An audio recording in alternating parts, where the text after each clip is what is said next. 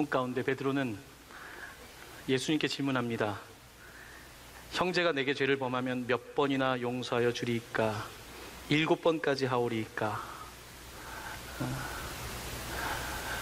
우리 사람들은 세상을 보는 관점이 있습니다. 그 가운데 숫자로 세상을 보는 것이 우리가 익숙한 방식입니다. 우리는 수학이라는 방식으로, 숫자라는 방식으로 세상을 이해하면서 살아갑니다. 일주일에 몇 번 예배해야 될까요? 남편이 일주일에 설거지는 몇 번 해야 될까요? 우리는 몇 번이라는 단어, 숫자를 가지고서 세상을 이해합니다.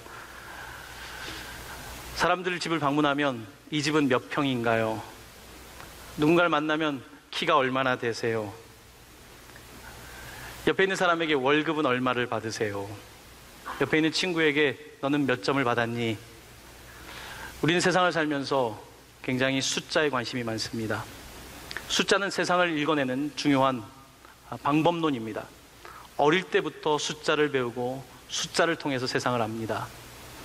감옥에 가면 이름을 부르지 않고 숫자로 그 사람을 부르지요. 숫자에는 여러 가지 의미들이 담겨져 있습니다. 근데 이 숫자라고 하는 것이 재밌는 것은요, 보통 숫자를 자기에게 적용하기보다는 다른 사람에게 적용하는 것이 참 쉽습니다. 회사에 직원이 있으면 몇 시에 출근을 했는지, 몇 시에 퇴근을 하는지, 나는 출근 늦을 때도 있고 퇴근 늦을 때도 있으면서 다른 사람에게 숫자를 적용하기가 참 쉽습니다. 숫자는 보통 그렇게 자기에게 엄격한 잣대가 되기보다는 다른 사람을 평가하는 기준이 될 때가 많습니다. 오늘 베드로는 예수님께 물어봅니다. 몇 번이나 용서해야 됩니까? 용서라고 하는 말에 몇 번, 7번이면 됩니까? 라고 물으면서 그는 자기를 드러냅니다. 7은 완전수죠. 7번 용서하면 됩니까?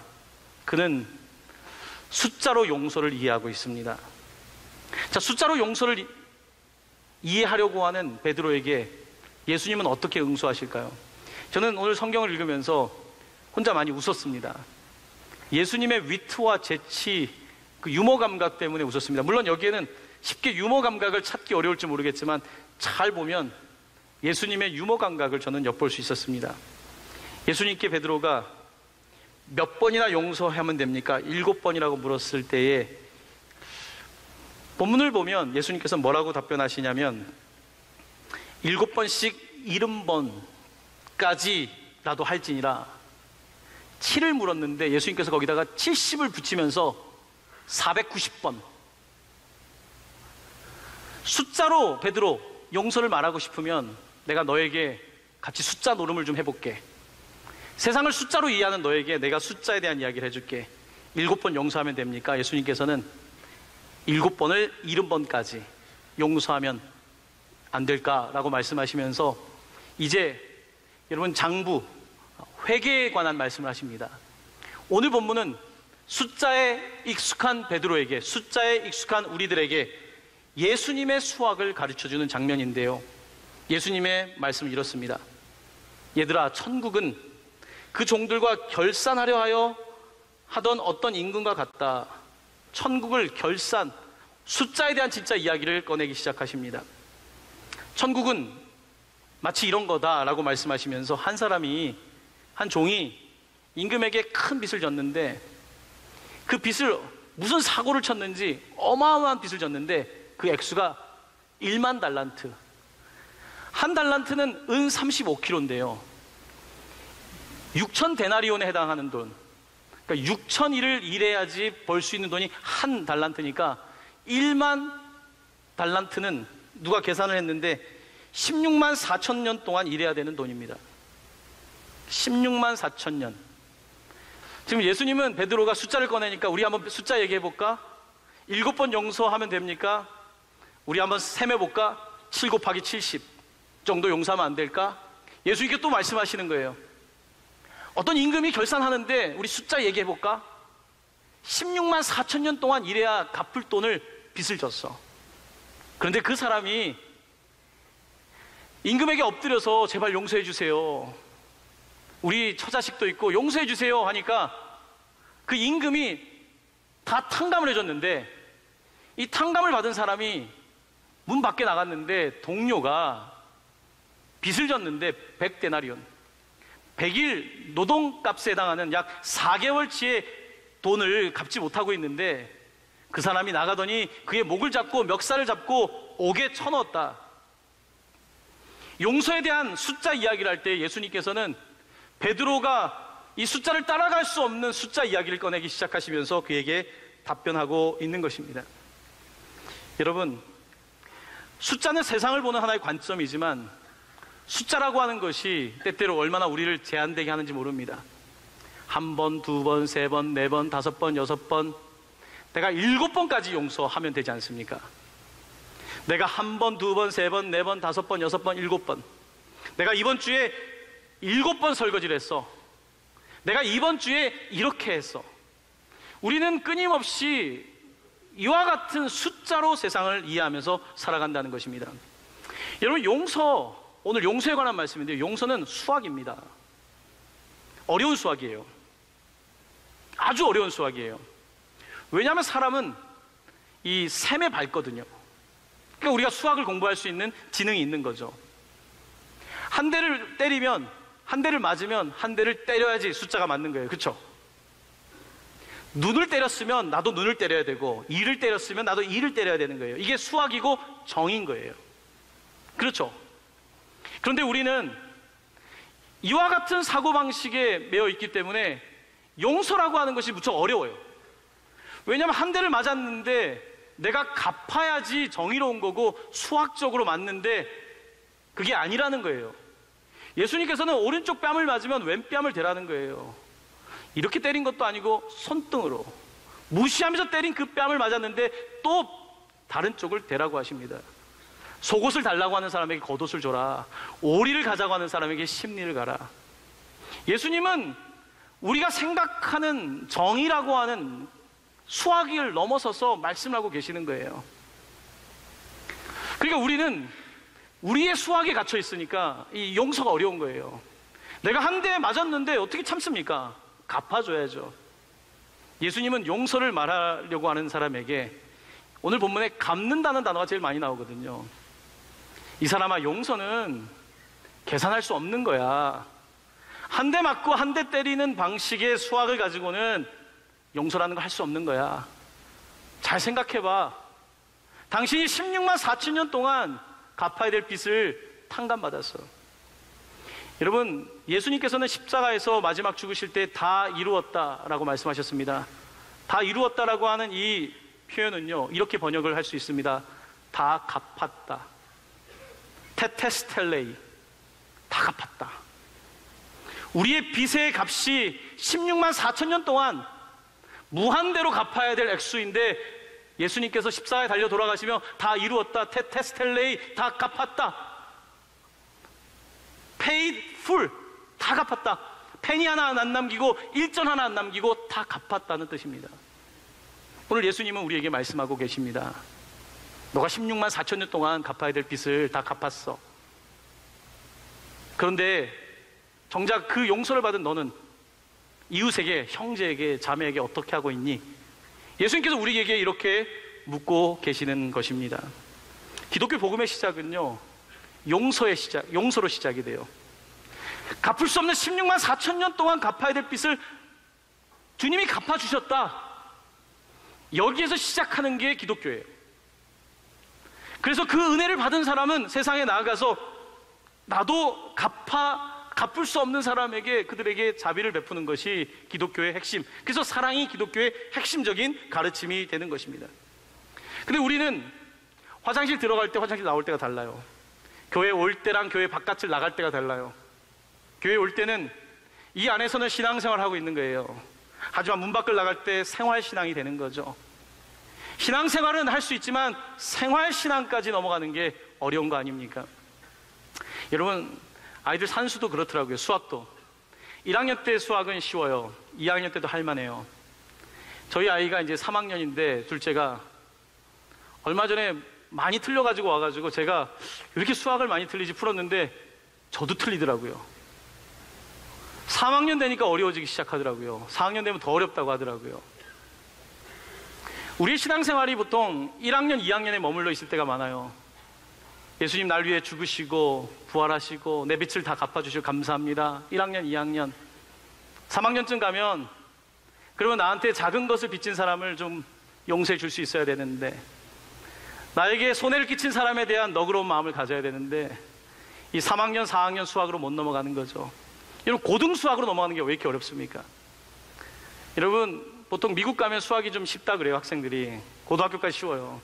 대학 가면요, 한국 아이들이 수학을 쉽게 따라가지 못하는 경우가 많아요. 수학은 고등 수학을 잘해야 되는 거예요. 고등 수학. 저도 수학을 잘하는 사람은 아닙니다.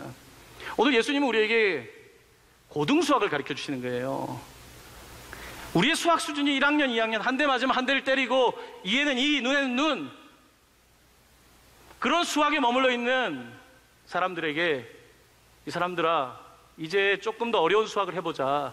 용서라고 하는 수학, 사랑이라는 수학, 이것은 그렇게 인간적인 수준에서 세상을 보는 관점으로는 되지 않고, 내가 얼마나 큰 죄인인지, 내 빚을 쓰면 내 빚이 얼마인지를 깨닫고 그 빚을 탕감받았다라고 하는 테테스텔레이, 내가 다 갚았다라고 하는 이 사실을 깨달을 때에 비로소 이제 조금 수학 아는 거예요. 예수님의 수학의 일부를 알게 되는 거란 말입니다.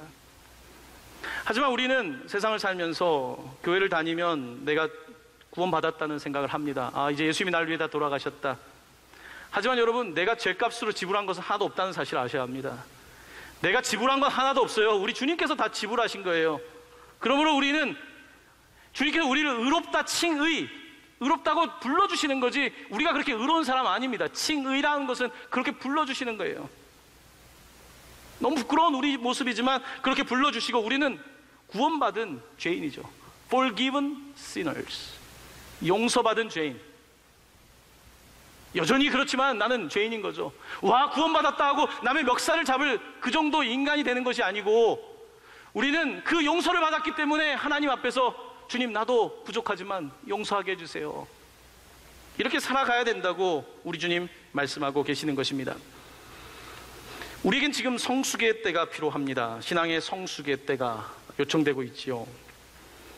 하나님은 우리를 용서하시고 용서를 요구하십니다. 오늘 본문을 보면요, 또 자주 등장하는 단어가 있습니다. 그 단어는 불쌍히라는 단어예요. 주인이 화를 내요. 왜 화를 내냐면, 그 종에게 내가 너를 불쌍히 여겼는데 너는 그 옆에 있는 왜 동료를 불쌍히 여기지 않니? 너는 내가 수학적으로 계산할 수 없는 무한대에 용서를 했는데 왜 너는 옆에 있는 친구에게 너의 그 좁은 소견의 수학을 적용하고 있니?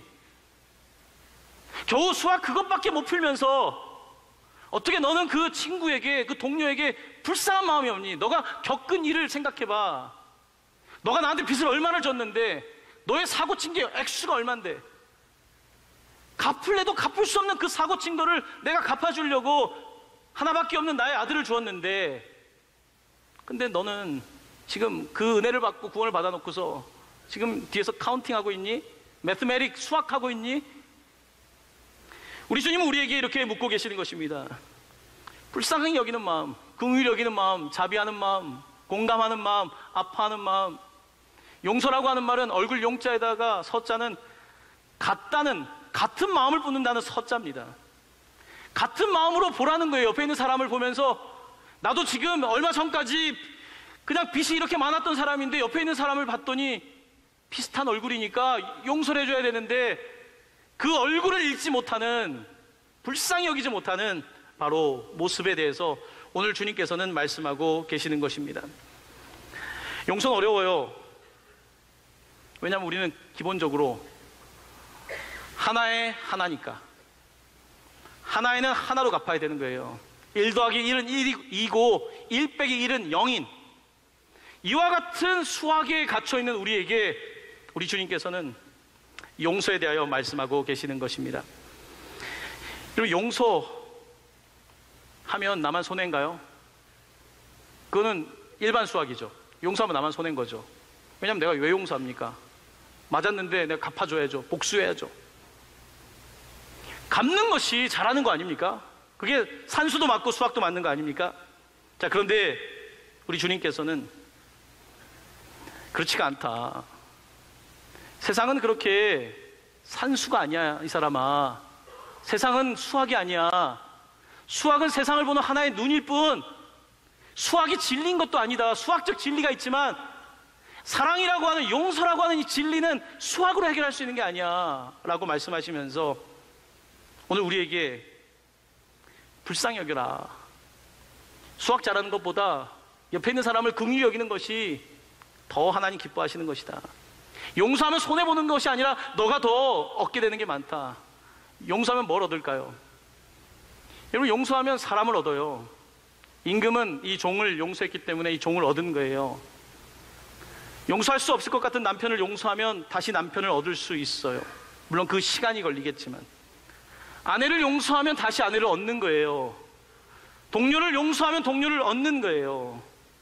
하나님께서 여러분과 저를 얻으려고, 죄로 죽을 수밖에 없는 우리를 얻으려고 그가 대가를 지불하셨잖아요. 하나밖에 없는 아들, 우리를 얻기 위해서, 사람을 얻기 위해서.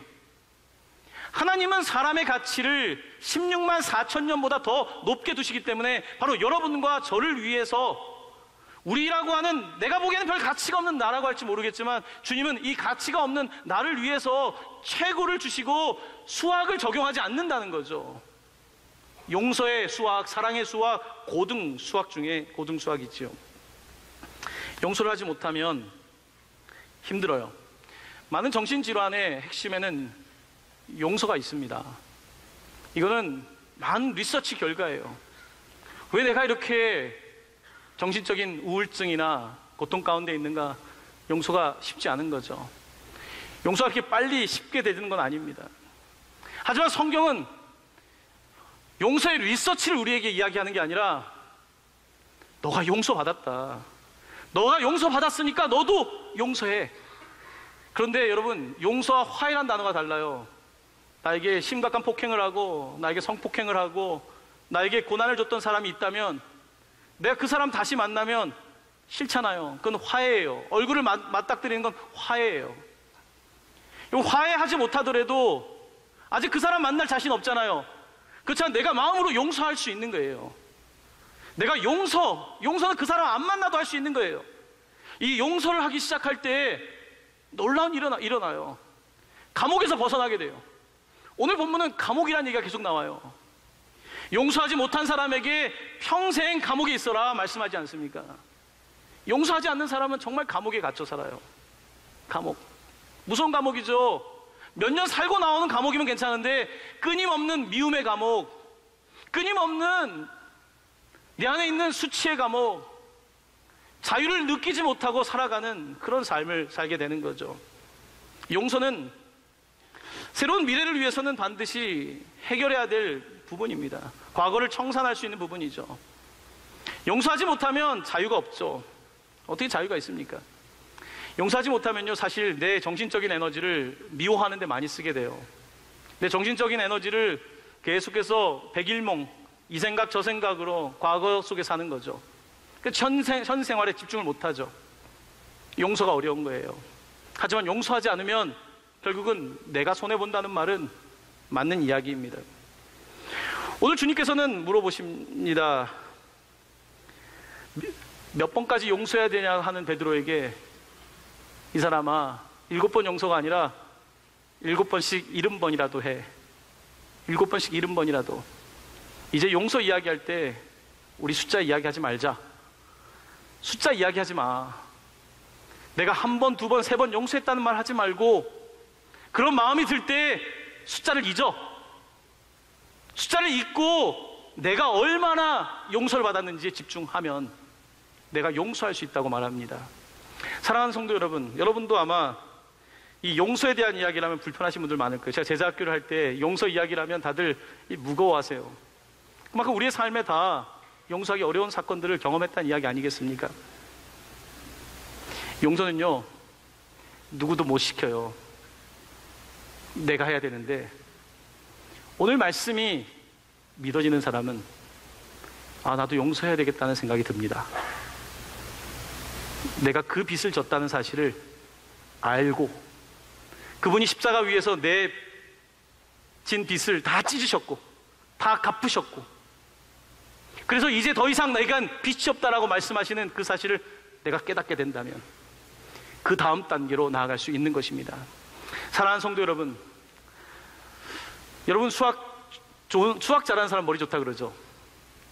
수학 잘하는 사람 정말 머리 좋아요. 근데 진짜 머리 좋은 사람은요, 오늘 예수님입니다. 그 수학을 넘어서는 수학, 오늘 예수님 말씀하시는 본문이 어떤 의미인지 아시겠습니까?